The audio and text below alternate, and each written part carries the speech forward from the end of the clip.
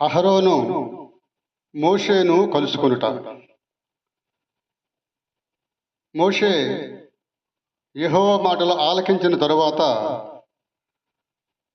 తన మామయ్యైన యిత్రో వద్దకు బయలుదేరాడు.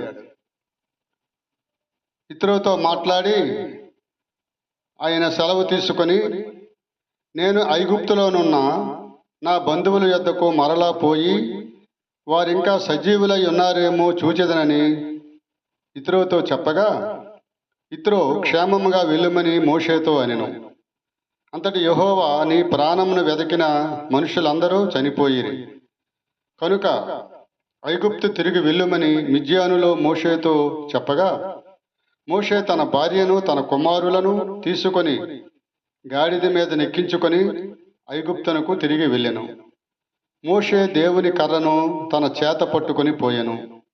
అప్పుడు యెహోవా మోషేతో ఇట్లనెను, నీవు ఐగుప్తునందు తిరిగి చేరిన తరువాత చేయుటకు నేను నీకిచ్చిన మహత్కార్యములన్నీయు ఫరో ఎదుట చేయవలెను సుమీ. అయితే నేను అతని హృదయమును కఠినపరిచెదను, అతడు ఈ జనులను పోనీయడు.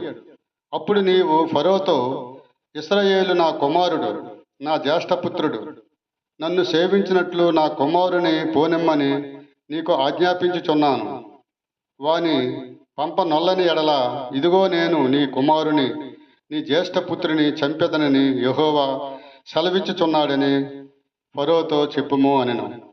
అతడు పోవు మార్గమున సత్రములో యెహోవా అతనిని ఎదుర్కొని అతని చంపచూడగా, సిప్పోరో వాడిగల రాయి తీసుకొని తన కుమారునికి సున్నతి చేసి అతని పాదముల యొద్ద అది పడవేసి, నిజముగా నీవు నాకు రక్త సంబంధమైన పెనిమిటి వైతివే అనెను.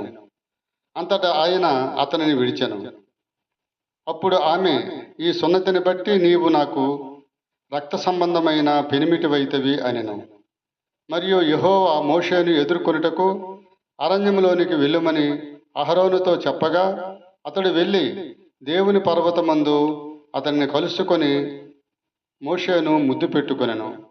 అప్పుడు మోషే తన్ను పంపిన యెహోవా పలుకుమన్న మాటలన్నిటినీ అహరోనుతో చేయని ఆజ్ఞాపించిన సూచక క్రియలన్నిటినీ అహరోనుకు తెలిపెను.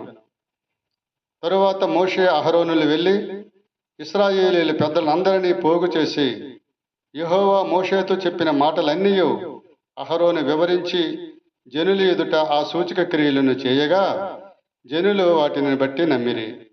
మరియు యెహోవా ఇశ్రాయేలీయులను చూడవచ్చి తమ బాధను కనిపెట్టనను మాట జనులు విని తల వంచుకొని నమస్కారము చేసిరి.